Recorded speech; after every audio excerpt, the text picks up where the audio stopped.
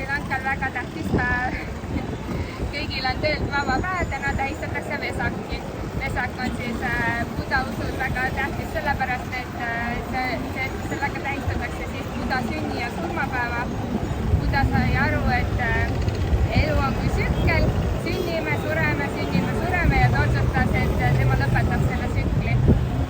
Ja siis selle päeva puhul on täna kõik lindtuledega ära kaunistatud, erinevad dekoratsioonid, pakutakse tasuta süüa, need kohad, kus on tasuta siis toit, järjekorrad on metsikud ja üldse kogu linn on rahvast täiesti täis, tundub, et kõik on kodudest välja tulnud, autodega on väga võimatu liikuda, paari meetrit läbib paarkümmend minutit, aga nagu te selja taga ka näete, et siis kõik on täiesti tuledes.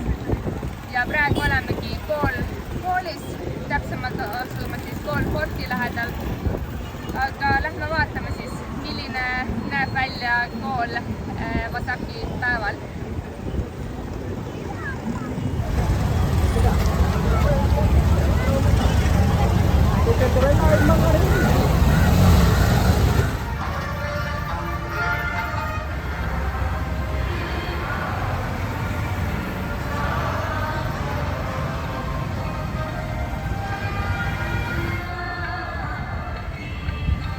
See on siis budist lipp.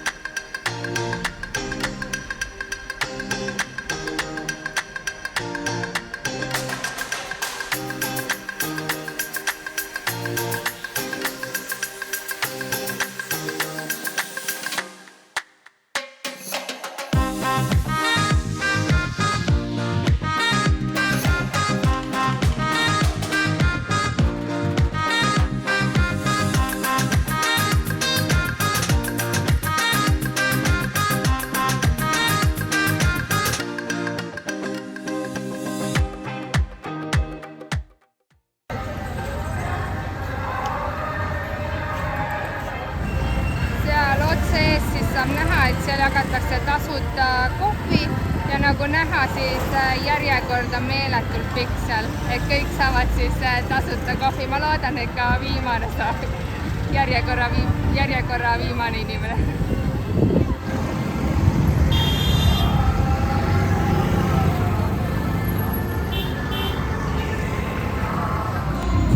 Ja otse loomulikult, kui juba tasuta süüa jagatakse, siis on ka tasuta kontsert. Lähme vaatame, mis laule seal lauldakse.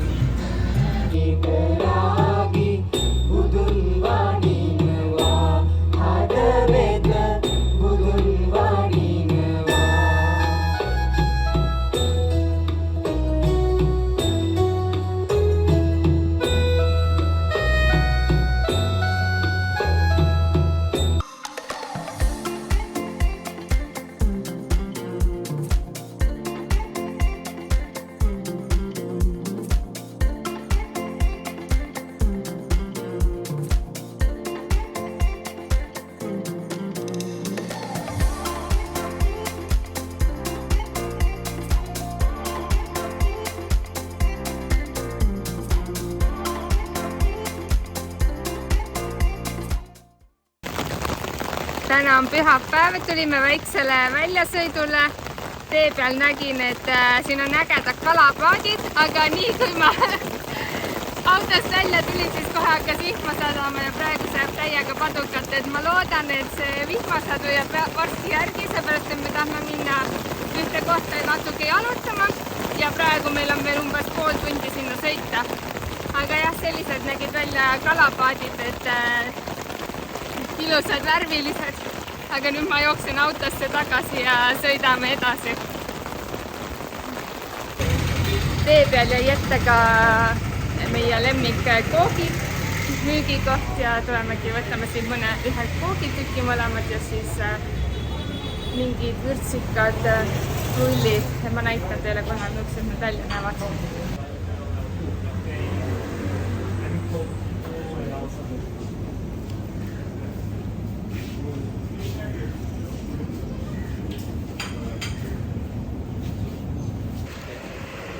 joogid on ostetud, nüüd peame kuidagi ületama siin teed ja siis lähme kohe mere äärde sööma neid.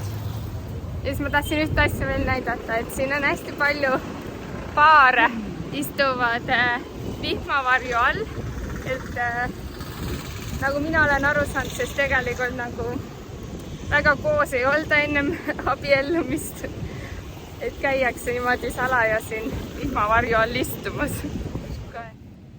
Nagu näete, seal istub üks paar ja seal kohe järgi mööda mitmeid paare istuvad vihmavarju all ja miilustavad seal.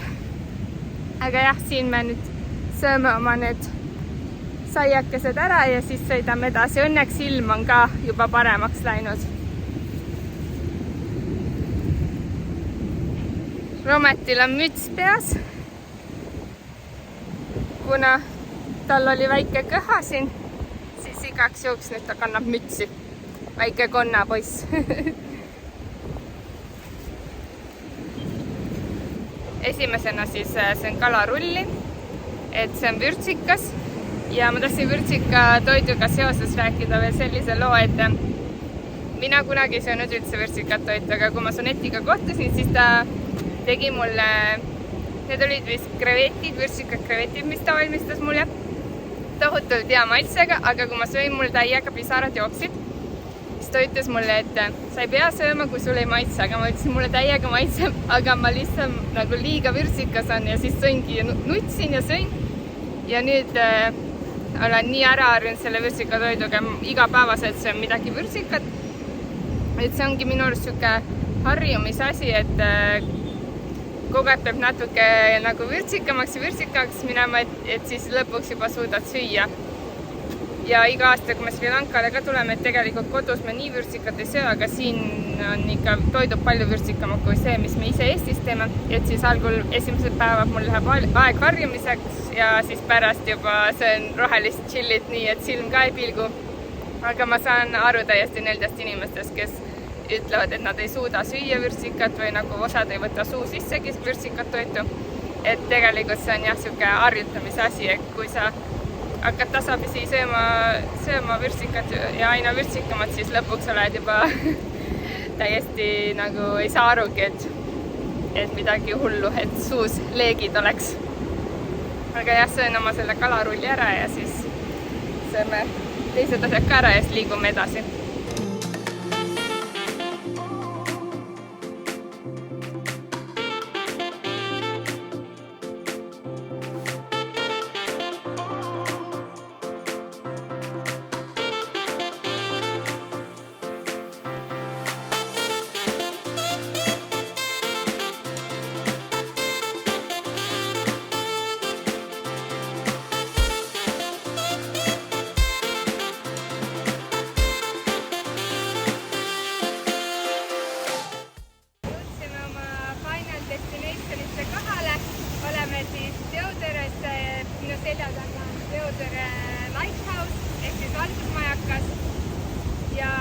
Tegu on siis Sri Lanka kõige lõunapoolsema tipuga, et vaatame, ma pole siin ennem käinud ka, et vaatame, milline see välja näeb siin.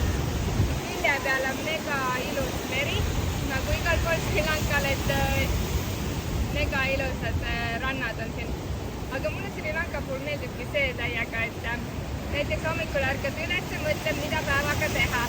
Võtad Google'i lahti, guugeldad natukene ja lähed vaatad mingit kaunist looduskohta või lähed lihtsalt kuskile jalutama, et siin on nagu igal pool on midagi vaadata, midagi teha.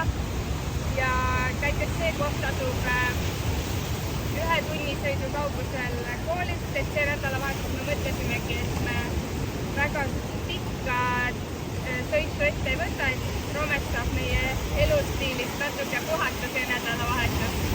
Et siuke 1 tund sõitu oli paras, aga lähme vaatame selle koha üle ja siis vaatame, mis veel tänase päevaga teha saab.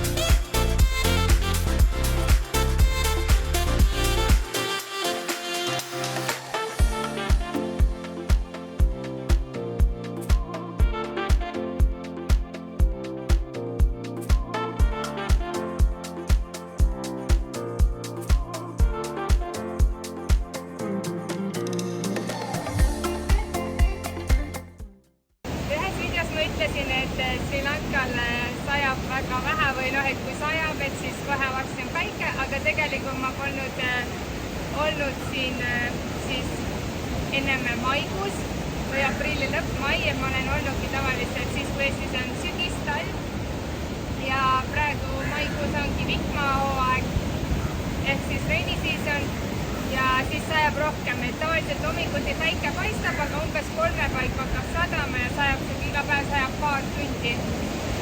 Et õues on küll 30 kraadi sooja, aga lihtsalt võib-olla no tegelikult kohalikud ütlevad ka, et praegu on off-season, et siis praegu ei ole nagu turistide külastamise aeg, et praegu ongi siuke vaiksem siin riigis, et turistid hakkavad tulema alates septembrist ja meri on ka rohkem siuke äkilisem praegu. Et jah, aga kui ma oleksin turist, kes käiks võib-olla mõtleski elus tulla korra Sri Lankale või siis, ma olen animalgi. Kui ma oleksingi turist, kes mõtleks tulla Sri Lankale korra elus või siis reisid näiteks aastas korra, siis ma kindlasti valiksin reisimisperioodiks september kuni veebruar.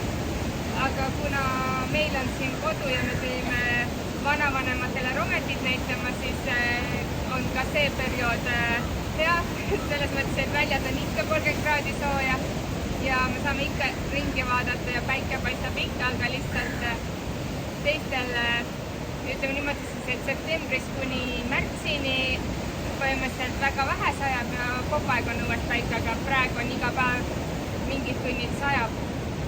Ja elu on ikka naljakas, et tegelikult kui ma Sonetiga kohtusin kunagi, siis ma polnud üldse kuulnud Sri Lanka kohta, et ta ütles, et ta Sri Lanka on päris ja siis ma mõtlesin, kus see veel on, et pigem eestlased teavad Taid ja Bali, et meie need unistuse sihtkohad on Tai ja Bali, aga tegelikult Sri Lankat saabki võrrelda, ma ei ole küll ise Balit külastanud, aga nii palju kui Sonet mulle on rääkinud või siis internetist on pilte vaadanud, et Sri Lankas saab väga palju võrrelda nagu Bali, Taiga, et nad on üpris sarnased. Et kindlasti, kui järgmine kord teete oma reisiplaani, siis vaadake, äkki te tulete hoopis Sri Lankale, siin on tõesti mega ilus ja mega mõnus olla.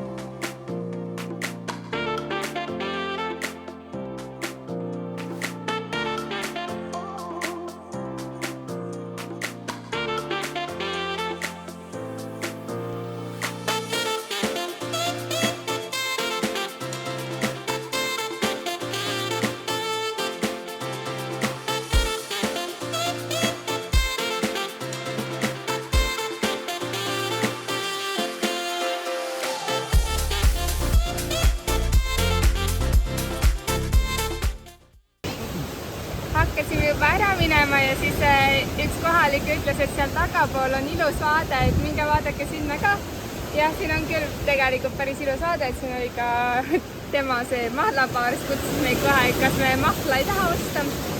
Ja siis ostsime mango passion fruit mahla, päris hea on see.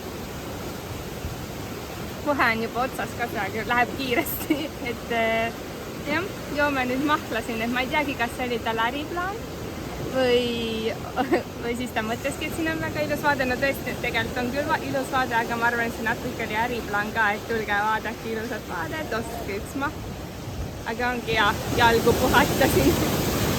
Ja Romet ärkas ka vahepeal üles.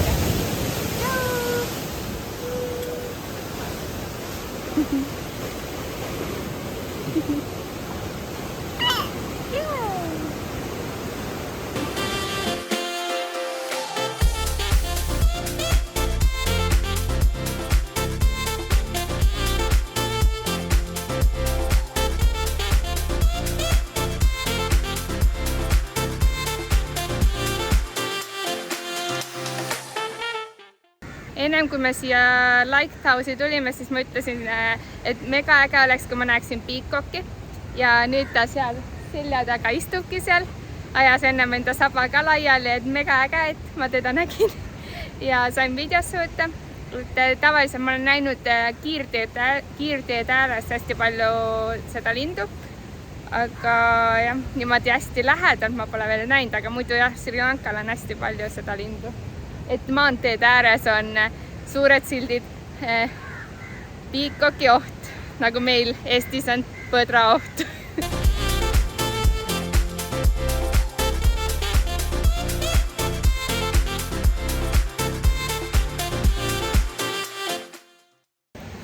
Tulime ühte looduskaunisse kohta, kus on suurte kivide vahelt või kaljude vahelt purskab siis vesi üles laavana.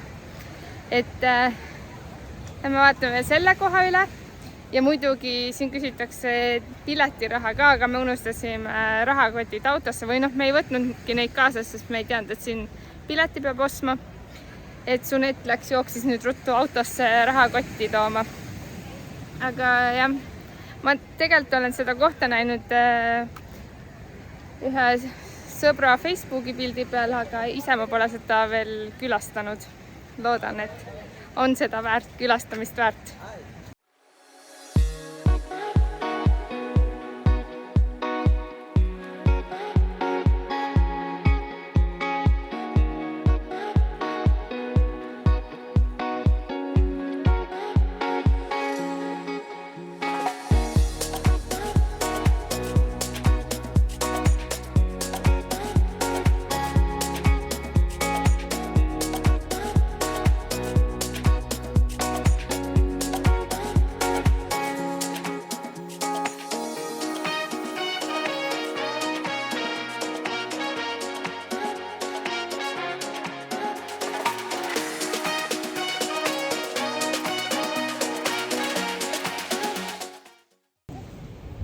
See oli siis meie tänase reisipäeva viimane sihtpunkt.